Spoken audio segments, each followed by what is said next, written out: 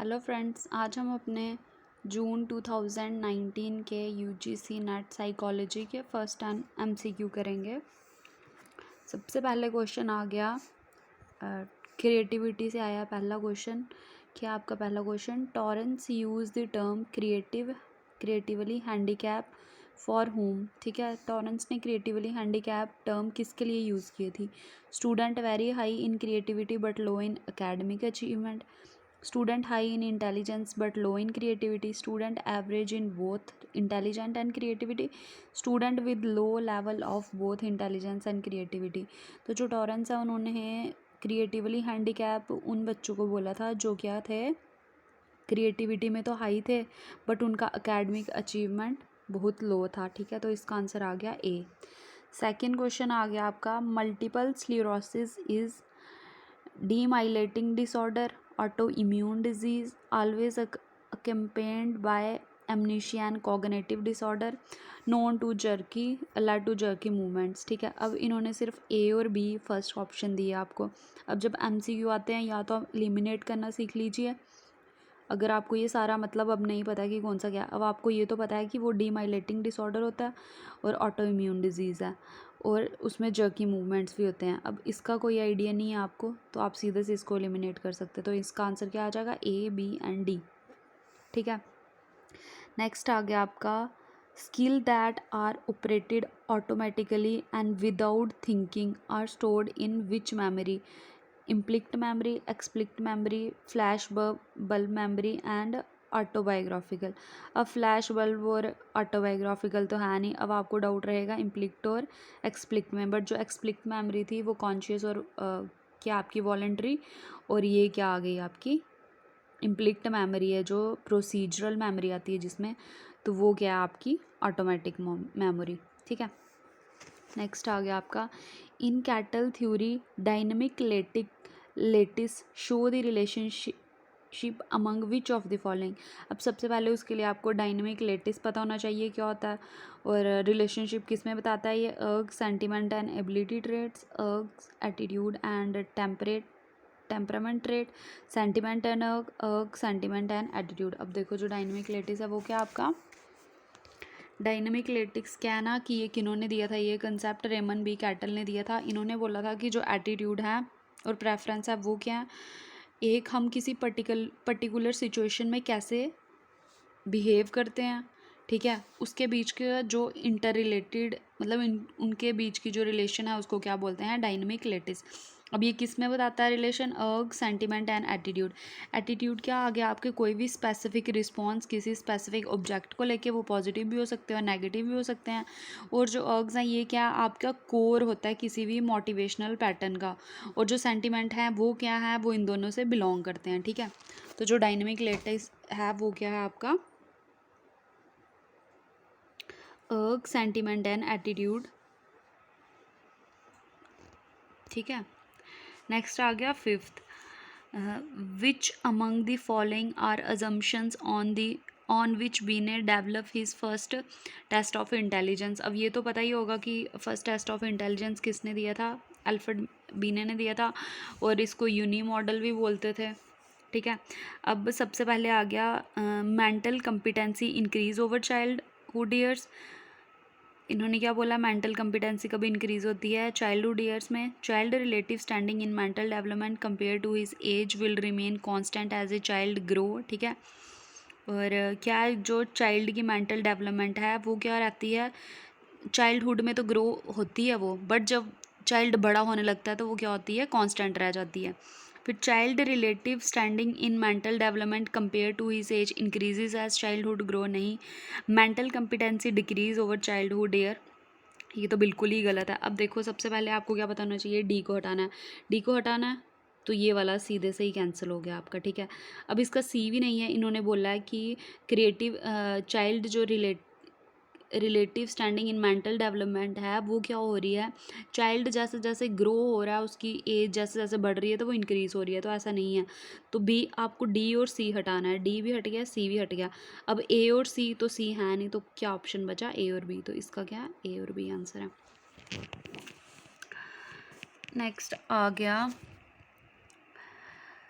in the upside down and reverse image projection process on dash, the dash bend the ray entering the eye and the light ray from the top of the object are projected into dash at the bottom of dash.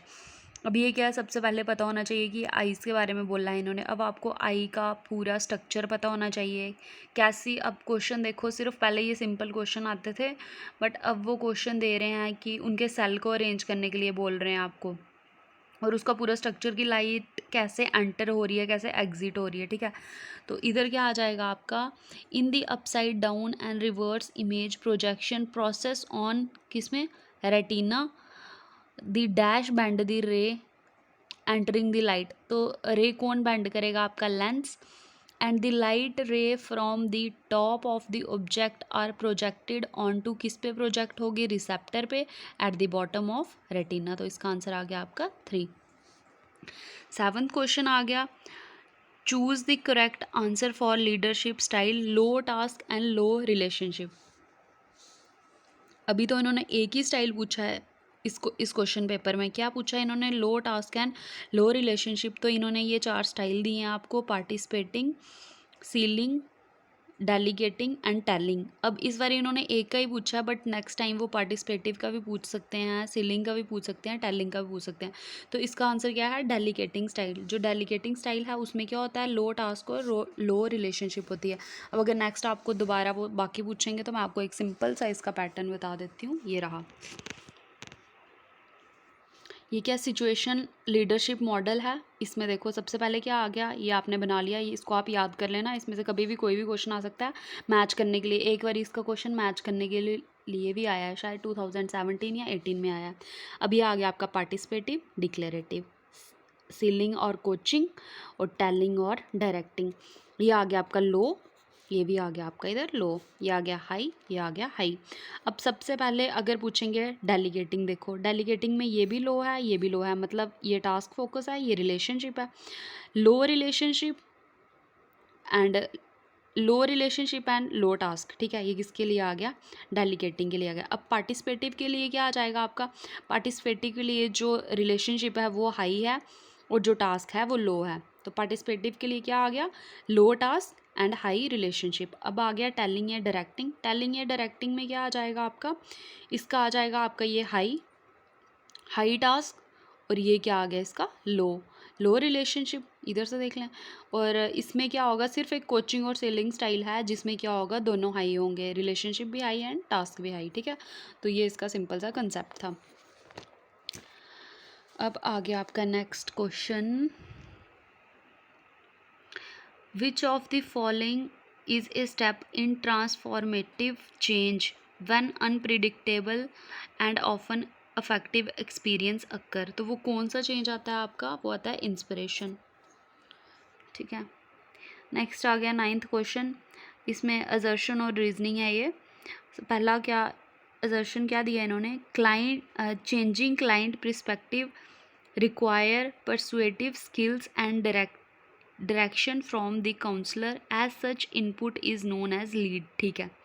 Assertion तो हमारा ठीक है, अब हमें देखना है कि इसका रीज़न ठीक दिया है कि गलत दिया है। अब आ गया, counsellor should make minimum verbal response and maintaining silence so that the client feel some pressure to continue and will choose to continue with minimum input from the counsellor, thus counsellor take a good lead. अब देखो, अगर आपने counselling के बारे में थोड़ा भी पढ़ा होगा तो आपको पता होगा जो भी काउंसलर है, ये काउंसलिंग के टाइम जो क्लाइंट है उस पर किसी तरीके का कोई प्रेशर नहीं डालना होता है। तो अगर आपको थोड़ा भी कंसेप्ट होगा तो इधर से ही आपको पता लग जाएगा कि रीज़न गलत है। तो ये जो इस टाइप का होता है ये बड़ा आसान होता है, या तो आपका असर्शन गलत हो वो पता लग जाए और या रीज़न गलत हो, तो आंसर करना थोड़ा आसान हो जाता है। तो इसका क्या आ जाएगा आपका 3, कि A true and B is and reason is false. तो इसका क्या आ गया 3। 10th क्वेश्चन आ गया आपका, which of the following theorist use the idiographic approach to personality. अब सबसे पहले आपको पता होना चाहिए आइडियोग्राफिक अप्रोच क्या होती है। 2 टाइप की अप्रोच हैं, एक आइडियोग्राफिक है और एक नोमोथेटिक है। पहले मैं बता देती हूँ, इसका आंसर क्या आ जाएगा आपका, एल्पर्ट एंड कैली, ठीक है। अब जो ये रहा आपका नोमोथेटिक एंड आइडियोग्राफिक अप्रोच। जो आइडियोग्राफिक होती है ये किस पे फोकस करती है, यूनिकनेस पे, सब्जेक्टिव नॉलेज पे, मतलब किसी पर्टिकुलर एक इंडिविजुअल पे ये फोकस करेगी, based on study of uniqueness of individual.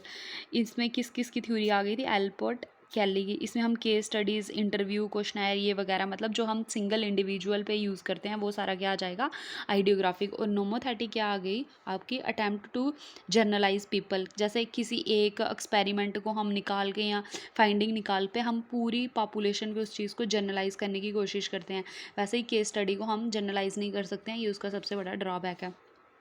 फिर आ गया यूज़, ऑब्जेक्टिव नॉलेज यूज़ करते हैं हम, और इधर सब्जेक्टिव करते हैं। बेस्ड ऑन न्यूमेरिकल डाटा और data that can be categorise.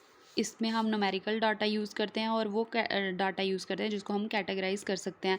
अब इन्होंने आइडियोग्राफिक का पूछा हुआ है तो आपको पता है एल्पर्ट और कैली का आ गया, बट अगर ये नोमोथेटिक का पूछेंगे तो आपको कैटल और आइसिन का वगैरह की, जैसे ट्रेट बेस थ्योरीज आ गई जो आपकी, जो उन्होंने बनाई है, वो क्या आ जाएंगे आपकी, नोमोथेटिक में आ जाएंगी। तो ये थे हमारे फर्स्ट 10 क्वेश्चन। नेक्स्ट वीडियो में हम नेक्स्ट 10 करेंगे इसके। आई होप आपको समझ आए होंगे, और अगर आपको कोई डाउट है तो आप मुझे कमेंट करके बोल सकते हैं। और आपको वीडियो अच्छी लगी लाइक करें, चैनल को सब्सक्राइब करें और वीडियो को शेयर करें। Thank you.